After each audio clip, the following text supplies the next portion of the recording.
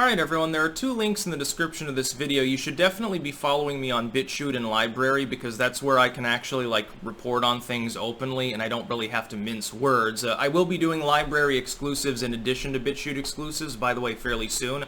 And we're getting up towards 13,000 followers on Library anyway and 93,000 on BitChute, so I'm sort of getting big on the places to be.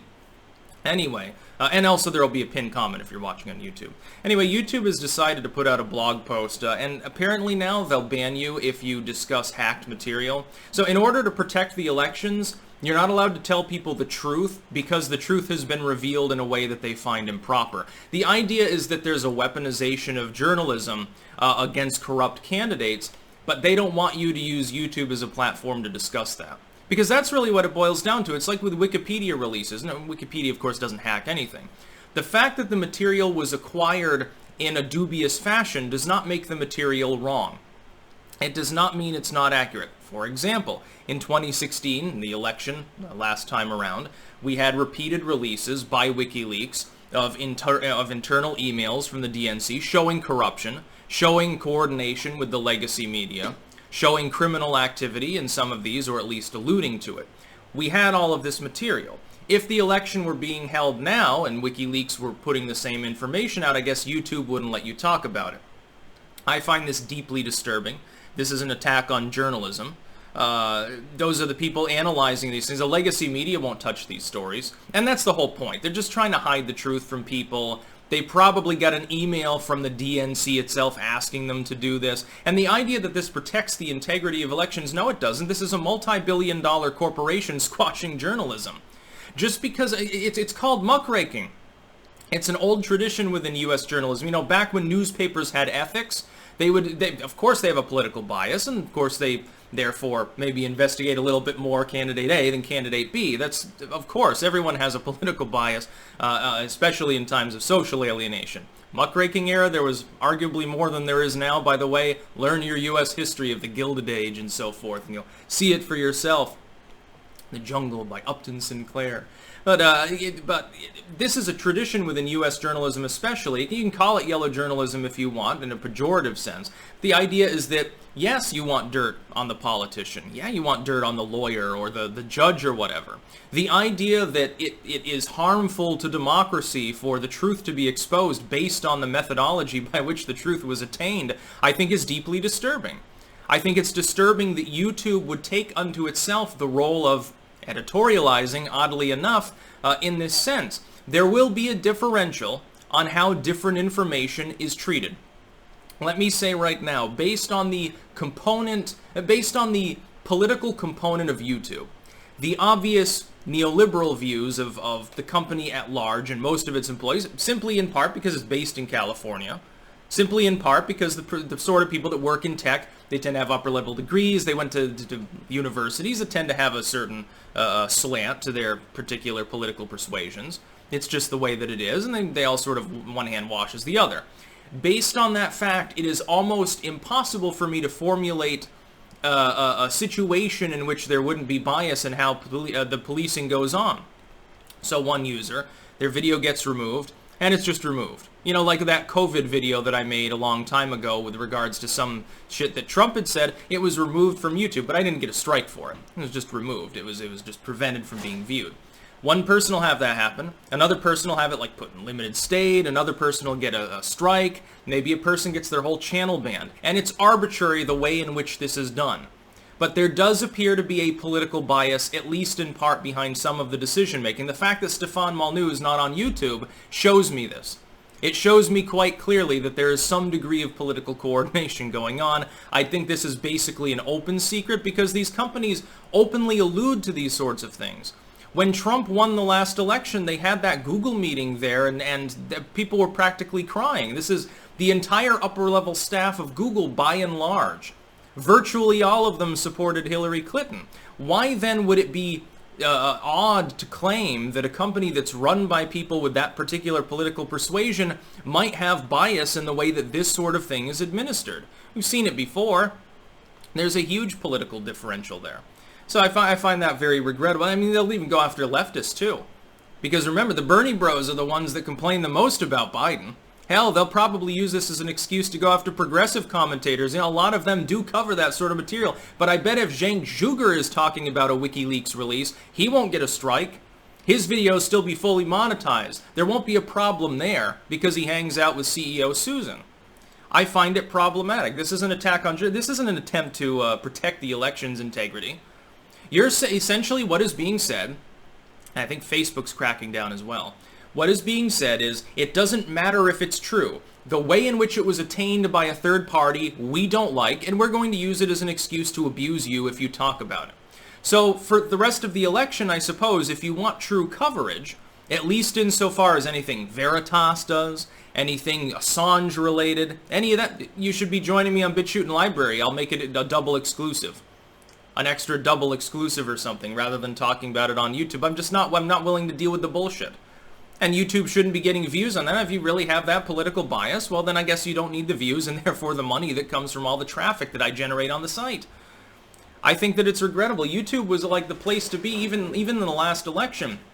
It was sort of like the main platform on which the real truth was spread. YouTube and to an extent Twitter at the time. Of course that's less now as well. The idea is, a candidate has done something. Let's say we get emails. Are they going to do this for Trump? Like, let's say we get released Trump emails. Somebody hacks into the Trump Incorporated server, and they manage to get emails in, and Trump really does hire Russian hookers to piss on the Obama's bed. Orange Man really is bad. Are you going to ban all the Democrats that will be talking about that fucking 24/7 on YouTube? Are they all going to get banned?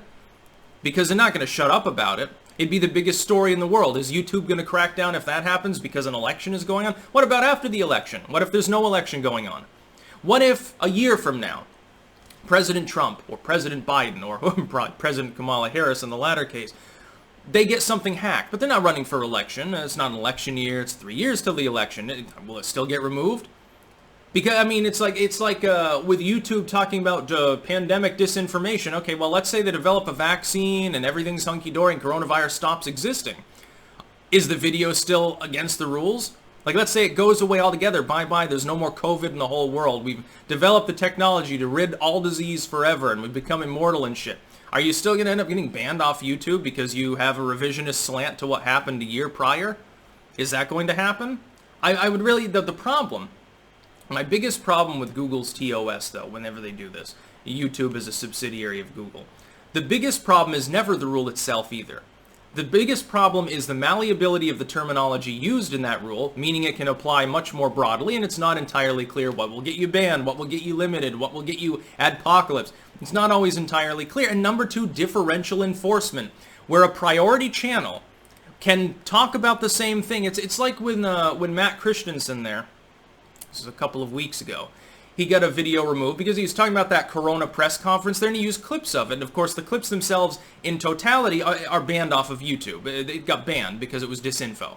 And in part it was, you know, like the idea that you can, you know, get, what is it, a disease from demons or have sex with demons or something in the more literal sense, or I'm not exactly sure what was being alluded to there. And it's basically like Miss Cleo PhD or something, I guess, but he was using clips. And his video got blocked. And I can't remember if he got a strike or not, but he puts the full version on BitChute, puts the stripped down version on YouTube, and of course everything's hunky-dory, but he has to take that extra step. But that same footage was used in the same context, for the context of criticism, under fair use, criticism and commentary and analysis by every news corporation. None of theirs got taken down. By other political commentators, and it didn't get taken down. In many cases, it's still there now. And it's not, in that case, it's not even like, well, they're left-leaning, so they got away with it. No, I mean, just other commentators in general, covering the same thing with the same clips, but didn't get it removed. There's differential enforcement. That really is a big problem on YouTube. You can't really maintain brand loyalty if you keep perturbing, antagonizing, and abusing your own users in large numbers, especially users that in some cases have enormous audiences. Core audiences in the six-figure range. Not even just the more expansive, just general number of subscribers. Huge amounts of engagement. People who have as much engagement as fucking major commentators on legacy media broadcasts, like a fucking 10 years ago, like a Bill O'Reilly or a Rachel Maddow or something. There are YouTubers that have outstripped all of these people. There are YouTubers that have almost as much as much sway, potentially, in the political sense as well, as entire networks. Now, this is, of course, one reason why YouTube wants to prevent us from fairly and openly talking about certain issues. There are things that you can't discuss on YouTube anymore, even in a critical commentary. That's the other problem. What if it's analysis? What if some left-wing creator decides to attack WikiLeaks and say, well, the new release is bullshit and hacking is bad? Are they still going to get the video removed? It's not entirely clear. They're still discussing the same material, and as we've seen, the fact that you're being critical of something can be construed, especially by their bots, as supporting something. There have been people who have made long diatribes against racism from a very left-leaning perspective. There are people, like literal communists or socialists or something, they're talking about all the evil white pride movements or something, and they get banned because the bot can't tell the difference between them saying Heil, I won't even say it because of bots, obviously, in a satirical context, in a critical context, or one that's more literal. They can't tell the difference because of a fucking computer. Computers are not good at that sort of nuance. And then sometimes a real person doesn't even investigate it. Like when I appealed on the removal of my COVID video there months ago, I know that no human looked at it. I didn't get an email back confirming that it was actually that the appeal was rejected. I never got the email. It never came through. It's probably still sitting on someone's desk at the moment, hidden underneath 1,000 other reports because of coronavirus, so they can't do enough checking. The people who already were working at home somehow can't work as hard because a virus exists. It's really interesting how that occurred, and most of which are not in the U.S., of course, and so that's another potential problem. But I think that this is YouTube targeting whistleblowing and activism. And by the way, people on the left should be incensed by this. You do a lot of hacktivism too. I guess you're not allowed to discuss the content there. But you can on BitChute and Library. Supposedly those far-right Nazi sites. That's about all. Peace out.